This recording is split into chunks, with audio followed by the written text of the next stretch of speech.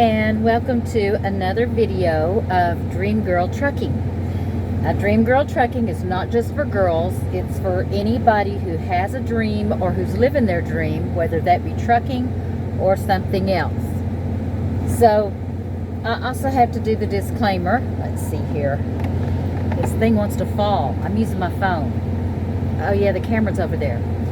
Anyway, for the most, as you can see, unprofessional videos on YouTube, and my truck is running and my phone is actually sitting on my door by my armrest, and so as the truck vibrates, the phone just kind of slips ding ding ding ding ding. Anyway, you gotta laugh at life, right? But today's subject is something that's not funny at all.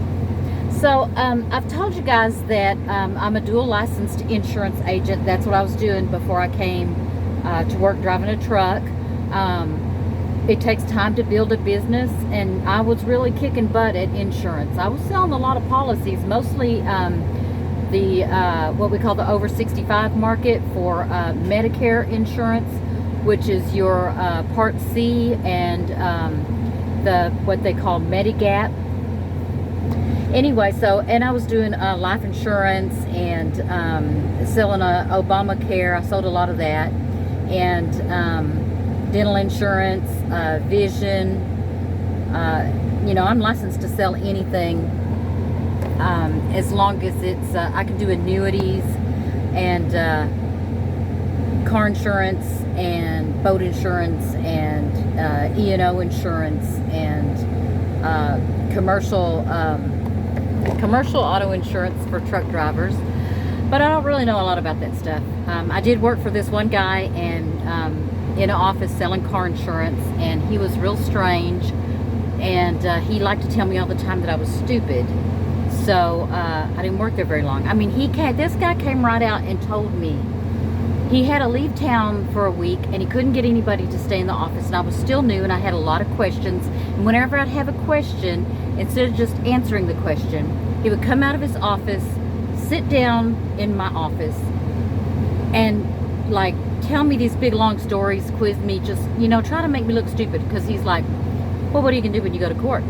Well, what are you gonna say up on the stand? And I'm thinking, I don't have any idea. That's why I'm asking you. I'm clueless, you know. But he's like, oh, really? But then you're going to do this, and then you're going to do that. You know, I'm like, then when he's reduced me to feeling really, really stupid, he answers my question. So he couldn't find anybody to stay with me and babysit me for the week that he was going to have to be gone out of the office. And that's when he said it to me. He came right out and said it. Well, I'd like to leave you here by yourself, but frankly, you're too stupid. He said that. I kid you not, okay?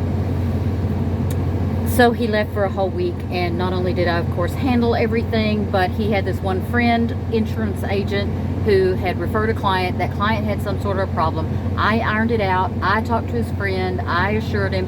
His friend called him, gave him glowing reviews about me. When he came back in town, he apologized to me.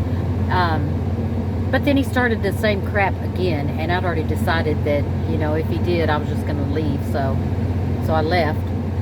And that was all my car insurance experience. So I know a little bit about car insurance, but not very much.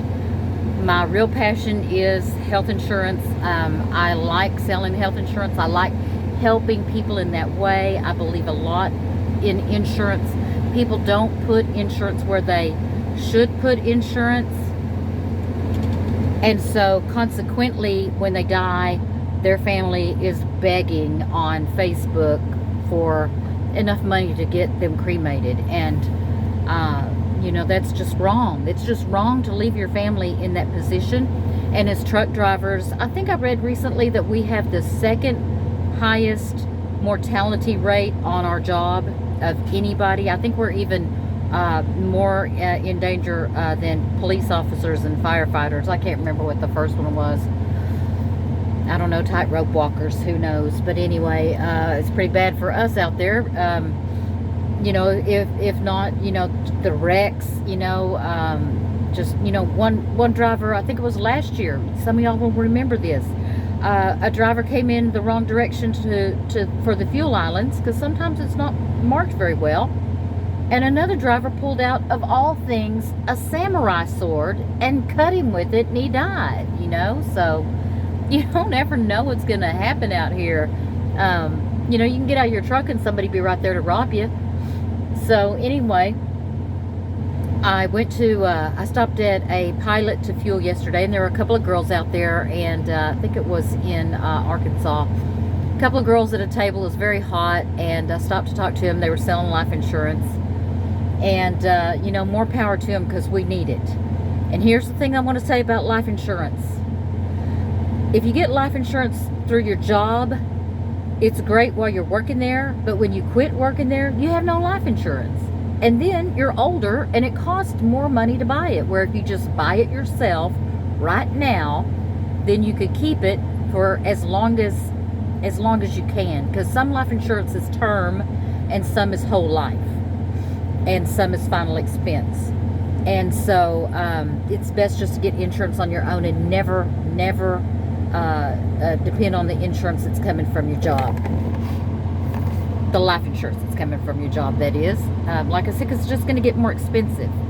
And plus, you probably got group rates right now, and then not only so that's a discount, so you're going to get like sticker shock when you do get life insurance, and you need to get life insurance.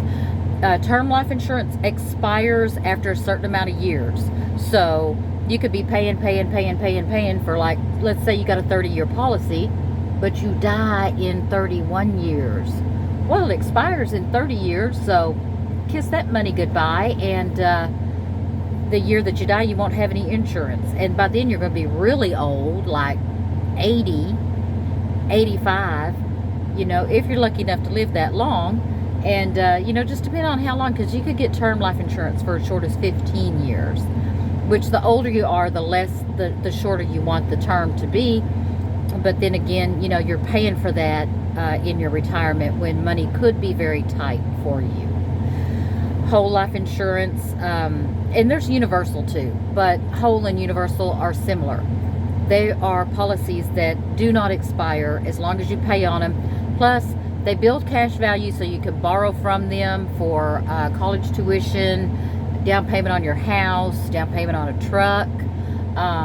And then after many years, you can even make it so that what's built up pays your premiums, so that when you are retired and money gets tight, then you can start paying your premiums with what your whole life policy has built up. So that's good. And then there's final expense. Final expense is for older people who hadn't had life insurance before. It's usually, $10,000 to $30,000, and it's just for burial, basically. It's not to build up or to keep for a long time. It's not for younger people. You guys who have a family and a house payment, for you guys, I strongly recommend, and I'm not trying to sell you anything, so I'm just speaking from what I know. You guys should get a combination of whole or universal, depending on what products are out there. That's what they're called. Each one's called a product.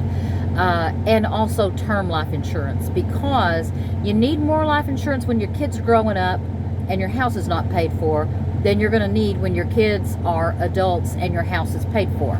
So, but you don't want to be paying for all that insurance all that time. So, let's say you got a $300,000 house, and you got to think about when you die, your wife is going to miss work, and there may be other expenses that come up, that your income is suddenly going to be gone. School pictures, school lunches, your kids are going to still want to play sports. Your wife is going to, or your husband is going to want to, keep everything the same. And the reason I say wife is because most of the time it's the guys who are out there making the money in that age group.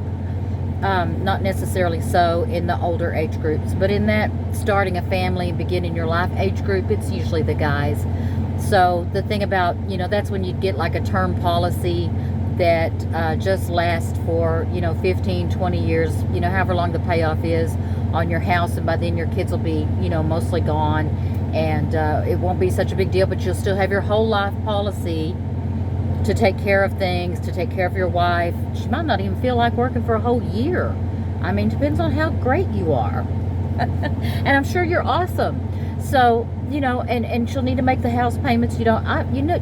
All of us older people have known widows who have lost their house. I mean, I had these friends, and the day before their dad mailed the insurance policy, the life insurance policy, he died. They lost the house, and all of the kids had mental problems that, issues even as adults to this day that they can't get over because nobody was there for them. They went to church. The church people were not there for them. Nobody checked in on them. One became an alcoholic, and things like that. Just was really, really hard on them. And you don't want to put your kids through that. So life insurance is the way to go. Not life insurance through your job. That's not the way to go. And I'm only licensed in Texas, so I can get quotes, but I'm not doing that right now because it's certification time. Every other year my license expires, and I have to take continuing education classes, plus the whole second half of the year I have to recertify for that over 65 insurance. I have to certify with the state, and then whatever carriers I sell for. So I've cut it down to, since I'm not selling new insurance, I still get residuals, and I take care of my clients that I have. I'm just not taking on any new clients. So I've cut it all down to just United Healthcare and Humana. But man, when I was at home at this time of year, I'd have to certify with the state. I'd have to certify with United Healthcare, Humana, Cigna, Aetna, Baylor Scott and White. Gosh, I can't even remember what all other ones. Just, so many. It's the same certification for every single one of them. Plus, you have to learn the little details of, what their policy offers for this year, because it changes every year and stuff like that. So I'm super duper busy, and I would like to get back into selling insurance, at least life insurance, remotely. You can do that online. Just, make some calls when I'm doing a 34, or even set up a booth, a table like those girls were doing would be really cool, because I really like doing it and helping people out. And I go by Antoinette Brady, the insurance lady. That's what you can Google me as. Anyway, so that's it for today. And please do think about your death. And have a nice day.